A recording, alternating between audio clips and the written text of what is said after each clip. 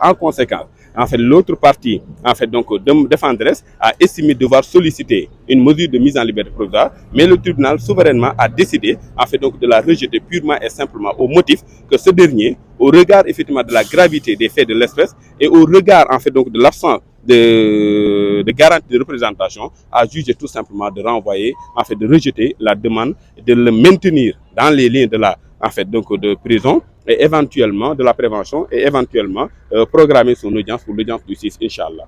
Maître, si sa accusation cliente bi donc gis nañ si mbirum attouchement yoo xamante ne nii waaw ñu koy wax ñu koy tuumal ki nga xamante ne mooy Kaliphone mais li nga mel doonu li nga xamante ne ni évoqué nañu ko si certificat bi waaw en fait boo xoolee le parquet a procédé à un règlement xam nga nit ki bu fekkee dañu porter plainte maanaam parquet moom moo am sañ-sañu maanaam qualifié maanaam fee yi maintenant moom ci li mu jàpp mooy dafa liñ ko wan moom jàpp na ni li ñuy wax coup et blessure volontaire rek mooy li ci am te ci loolu moo ci la sukkandiku ngir téye Kaliphone Sall waaye ñun ñi xam ne ñooy toppee ak élément de preuve yu ñu am au-delà effectivement donc du règlement du parquet la loi nous donne la faculté en fait d'initier d'autres procédures parce qu'en droit il faut savoir que tout ce qui n'est pas interdit est permis et la loi nous donne la faculté en fait d'initier d'autres procédures et d'ailleurs nous n'avons pas tardé à le faire nous n'avons pas barguigné à saisir en fait le doyen des juges au fin effectivement de se prononcer sur l'agression sexuelle et éventuellement sur effectivement donc la réalité de la séquestration de notre effectivement client. Parallèlement, nous avons vu que le sieur effectivement Kaliphone Sall a effectivement utilisé l'image de la dame Adja Thiaré Diaw au fait de la diffamer, de jeter l'anathème effectivement donc sur elle parce qu'elle aurait été présentée comme étant une prostituée, une lesbienne. Ça, nous avons effectivement estimé que c'est une atteinte grave aux dispositions de la loi 2008 sur la protection des données à caractère personnel. Et nous entendons et dans les jours à venir, en fait, donc, faire une citation directe auprès du tribunal de grande instance hors classe d'État. Parce que nous sommes dans un état de droit et nous avons estimé que dans un état de droit, tout acte répréhensible mérite effectivement donc sanction. C'est notre conviction. waaw yooyu nag incha allah buñ àggee ba ca biir maanaam procès ba loolu lépp dañ ko mën a leeral incha allah donc jëruñu ci man may bañ a jàdd yoon man je suis respectueux des lois et règlements de cette république en fait donc moo tax du ma mën a dugg ci loolu lu ma yoon tere li may yem mooy li xam ne texte yi permettre na fii ma taxaw ak yow di wax ak yéen li ñuy wax l'article 26-2 de notre règlement intérieur moo ma may sañ-sañ ginnaaw bu ñu jugee ci ab audience journaliste yi interpellé ma mën leen a jox ay xibaar ngir ñu mën a informer l'opinion effectivement publique te loolu c'est très important nit ñi di ko xam voilà. D'accord maître avant ñu lay bàyyi rek yaa ngi doon wax que ni li nga xamante ne ni moo di mbir mi dafa am lu ci rek luy ñëw si sol bi mën nañoo ne dañoo bëgg a nëpp mbir mi par rapport nañu doxale li ni mel taxoon sax ñu jotoon xibaar bi da weddi léegi que ne dañ lay traduire ci conseil. waaw mais dès l'instant que ni tribunal maanaam non comme waaw mais loolu moo sabab ñu même mën a dem saisir le doyen des juges pour l'agression sexuelle moo ñu yóbbu également ñu saisir le juge en fait du tribunal de grande instance hors classe de Dakar pour statuer effectivement donc sur la violation de la loi de 2008 et d'ailleurs c'est conforme à la loi. Merci beaucoup. Je vous remercie. waa Pastef la parce que damay dégg à chaque fois ñu bari di ne est-ce que waa Pastef nekku ci ou bien kii Tunkara États-Unis tout ça nañu génnee waa Pastef amuñu benn intérêt pour arrêter Kaliphone mais waa benn bokk yaakaar laa la wax ñu ngi foofu ñu xamante ne ñoo téye fii Kaliphone ñu ngi foofu parce que munoo jiiñ nit ki viol sembi wax bu egg dafa ko moom li ma wax leer na waa benn bokk yaakaar xam na li may wax parce que man je ne sais pas comprendre d'abord nga jël doomu jàmbur jëlee ko Europe indi ko fii nga ne da nga koy jox passeport diplomatique Macky Sall bu buggee jox passeport diplomatique kii Kaliphone matin au soir mu jox ko dañu waxante dégg. mais nee nañ jot na ci. déglu ma jotul dara. dara la jotul gis nga déglu ma ne déglu leen ma. xam nga man mënu ma comprendre man kenn du ma saaga ndey pendant ay weer ngay saaga sama ndey man ma ñëwaat ma ne damaa jubóo ak yow est-ce que loolu jubóo boobu c'est vrai dañu waxante dégg quand même nañu bàyyi di laame wax ji.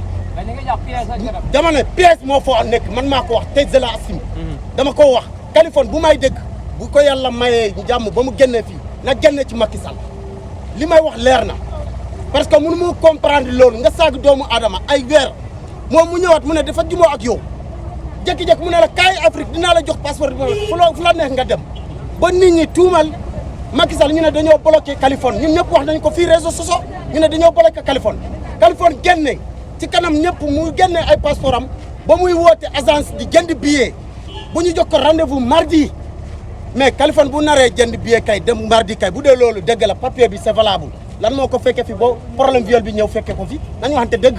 mais moom moo ñu leeral ni ay chantier moo ko fi bàyyi. dama ne chantier bàyyi ko fii xam nga man dama lay jàppale. kon ne ci waxul kaw woon dëgg moom. dama la ne man dama lay jàppale. kon Kaliphone waxul woon dëgg. sama dama ne Sembi damaa bëgg nga déglu ma. man du ñëw taxaw ci média moo ma indi dama ñëw pour soutenir ko. en tant que doomu sénégalais la citoyen la. te damaa jàpp ne victime la ki ñuy ne victime kooku du victime. Kaliphone mooy victime parce que Kaliphone président moo ko jël Europe indi ko fii. tey lii dal ko lan la war a def même bu dee waxu ci man waxuma président jàppale Kaliphone waxuma loolu. mais Kaliphone yow man maa la indi pour ma jox la passeport am sa passeport ñibbil parce que même bu dee du problème bi mais Kaliphone mu ngi Sénégal mu ngi en risque. parce que waa Sonko bu ñu ko amoon ci mbedd bi dañu koy rey. Colobane fii du bloqué nañu ko fii ñu bëgg koo dóor ak wotam Colobane fii ci marché Maguette bi kan moo ko gisul mais nañu waxante dëgg Kaliphone fu mu nekk nii du Adja Thiaray Gaye awma Adja Thiaray nan du waa Sonko waa Benno Bokk Yaakaar ñoo ko téye fii wax day leer nag. mais lan moo tax moo tudd ci Gabriel Kane. Gabriel Kane man loolu ñoom la concerne. moi je ne connais même pas qui est Gabriel Kane parce que man sa liggéey la dama la ne man damaa bokk benn parti. ku ma gis tey xam nga ne man PDS laa gëmuma leneen. man je suis de Karim. kon tey gi ni Gabriel ak Kaliphone ñoom ñoo xam parce que man gis naa ne Kaliphone seeram moo nekk Gabriel parce que gis naa ñu ngi fréquenté du benn du ñaar du bokk live ñoom ñaar di toog kër ñoom Gabriel oubien bureau Gabriel di def live kon tey gi ni problème Adja Thiaray bu ko indee problème seen diggante loolu ñoom la concerne man sama yoon na ko ci mais quant à sama calcul bopp ak li ma gis fii Kaliphone fu mu tëdd fii waa Benno moo ko teg fii du keneen nañu wax bu jeex. sëñ bi fàttali nañu tur bi. je m'appelle avocat du commune de Neteboulou loolu sama surnom la ci internet. mais Mohamed Sidibé laa tudd. merci Mohamed Sidibé laa tudd na leer.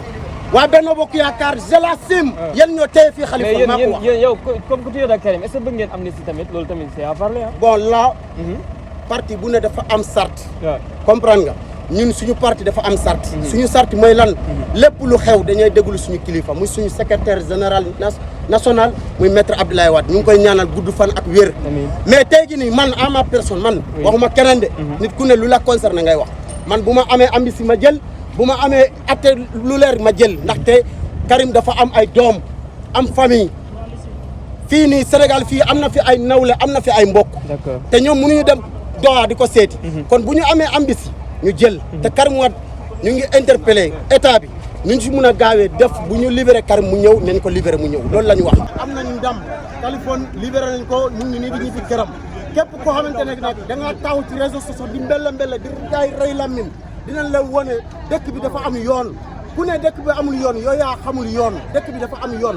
parce que mënoo porter plainte doomu aadama kooku di ñëw wuy yoon chaque jour bu ñu ko convoqué mu ñëw yow mi def porter plainte nga dem tëdd sa kër nga ne da ngaa feebar fen yi rambaaj yi foofu la commencé kon les gens yéen ñi nekk si TikTok yi di yàq der Kaliphone dañoo bëgg ngeen arrêté ngeen xam ne Kaliphone doomu aadama la comme yéen mais Kaliphone aussi góor la deret góor mooy daw ci yaramam en tant que nag avocat du commune de Neteboulou man maa leen di alerter képp ku ma gis ngay live di wax leen lu nag sabul noonu si Kaliphone dinaa saaga yoo xamante ne amul fenn man maa leen ko wax Kaliphone doomu góor la mu ngi nii di ñibbi këram doomu haram yi li ngeen defoon seen biir